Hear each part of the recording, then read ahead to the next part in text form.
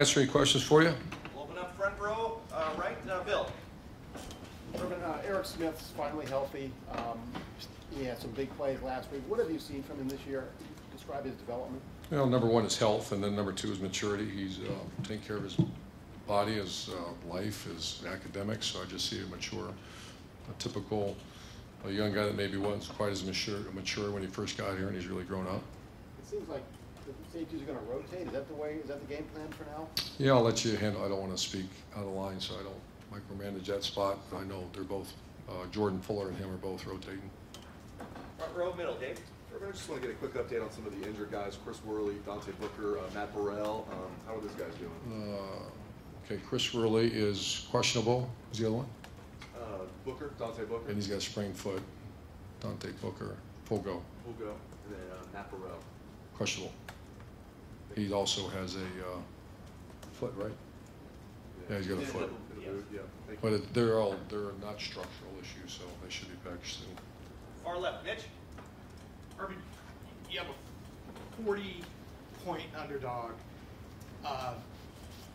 How much of your week was devoted to solving these problems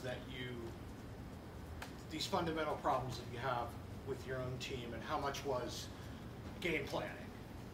Oh, very good question. I think it's coordinated. I mean, that's a big part of our getting ready for this game is the continual growth of pass defense, of execution of our pass game, of playing with rhythm and tempo on offense. Those are all areas that's part of our game plan. So to answer your question, it's a mix of both. Getting ready to play.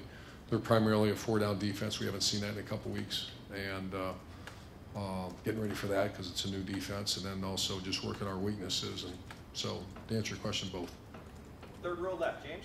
Yeah, Coach, what's the challenge? Obviously, JT and Dwayne have kind of different skill sets, and what's the challenge of putting together a game plan for JT, but also making sure you're bringing Dwayne along when they kind of have a different skill set? Another very good question. That's it's good to have both. You know, I've had that before. We have different skill sets at quarterback, and they're somewhat different. I don't know if it's drastically different, but somewhat different. So we just have, you know, the good thing is we have it all. It's just getting them ready to, so when you script plays, okay, Dwayne, you're in, and go. And Joe Burrow's, he's about 90%, so he's been cleared to play. He's still not 100%, but he's involved in that all. And he's probably in between the skill sets. If Dwayne goes in, does that change your gameplay calling at all? Yes, a little bit. Not drastically, but a little bit. Front or right, Austin? Urban, you talked about the kickoff coverage. That's kind of been one of your babies in your career, and you focused on the kicker. Is it just that guy that's creating some issues for you, or do you have other problems? Other problems, and they're out there actually practice ended, and they stayed out to get a little extra work, our kickoff team, because there was a loss of contain on with perfect kick on the one, and he brought it out 40 yards. It's the first time that's ever happened, where they beat us to the field. That's never happened before. So no, it's not just kicker issues. That's a spot, that kicking game in general is where you earn your keep, make a move. Are you giving other guys? Yep, you'll see some new guys with opportunities. Front row left, Doug. Urban, I think everybody saw JT's leadership potential early on here. I remember on signing day, people talking about what kind of person JT Barrett was. Can you see that in a young guy? What do you see? Are you on the lookout for that? I mean, I know you end up with a lot of great leaders here, but are you on the lookout for young guys? And what do you look for? How do you see it? Well, first they have a reputation when you recruit him in high school. You know, so they move to the front of the list if you hear that great word that he's a leader and that he has positive impact on those around him and lifts the, you know, just as a guy that provides energy for your program. There's nothing worse than a player that takes energy. There's nothing. I don't want him in here. And you come in and you take energy from the team and from us, and that's from bad attitude, lazy, you know, just you really don't like it. You know, those people got to move on. They just don't survive here. And that's so we look for it. And then once we get a hold of them and they come here and you can start to see it, you know, Baron Browning's a guy that I can see has that potential. I can see Jordan Fuller has that potential. So we really look for that. And we always see it when you guys put out the hype videos and stuff, just the speeches that JT gives sometimes. I mean, just what's your view on that? Have you had guys like that who do that, or is he something different? Yeah, I've had a couple. Obviously, that left-hander down in Florida was kind of like that. We had a kid named Brandon Spikes also down there that was kind of like that. I've had guys here, Zach Bourne turned out to be that. So yeah, we've had a few really good ones. And Evan Spencer, Josh Perry, those kind of players. Fourth row right, Nick.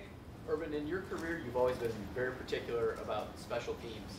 Why do those mean so much to you, and why do they continue to be so important to you? Oh, it's a long story, but back in, not to waste your time, but back when I was at Notre Dame, Bob Davie came in and said, I'm going to make you special teams coordinator. I said, no, I don't want to do that. I don't. But it was either that or get fired, so I said, okay, I'll do it. And I went on a journey and went to visit Frank Beamer, went to visit the Kansas City Chiefs, went to visit the New England Patriots, went to visit someone that was on my own penny because they didn't allow me to go do that on their penny. And I just learned how valuable it was. And I love it. I just think it's a difference maker. All the big wins we've ever had, and since the special teams have had major impacts. I just name another play or plays where you have 40 yards, 50 yards of change field position every time you touch the ball. So that's why, and I just love it. And some places, special teams is thought of almost like a chore, but even going back to your BG days, you've always been putting your best players in special teams. Is that one of your core philosophies? Yeah, you think we just had this meeting with our team yesterday. I listed all the players from Zeke Elliott to Mike Thomas to, Mike Thomas started as a center on kickoff return. That's how Zeke Elliott was our 6 on kickoff, had a great play against Purdue one year. Knocked the guy out of bounds like a missile. That's how I knew we had a good player. And there's certain players not allowed to play until you come on it. And that we're at that point where you must have been snooping in our meeting the other day, because that's exactly what we talked about. Does the punt team still eat first at team meals? Yes. Second row right, Tony. Urban, you said on Monday that you were sort of nervous about J.K. because you didn't get to see him as a senior. Do you remember your thoughts of his junior film? Yeah, elite. Just didn't know the quality of football because of a small school, and later found out it's great football and great coaching, and then you just don't get to see him play your senior, so we're a little bit worried. And then he's what you see on film. Would you agree? Absolutely. And then a little bit more, because you don't see on film what kind of person he is. I mean, he's a 3+++ student. First one here, remember the guy I told you about sapping the energy? He provides energy every time you see him. And final couple questions, front row right, Tim. Speaking of J.K., what in your mind would be an ideal way to, I don't know if it's split carries, but to use him and Mike Weber? I'd like to eventually go 2-back. I'd like to, I've done that before where you have those two, because they're good complements to each other. And Antonio's getting better too. Are you a ride the hot hand kind of guy though, Urban? I mean, how do you know when a back has the hot hand, I guess?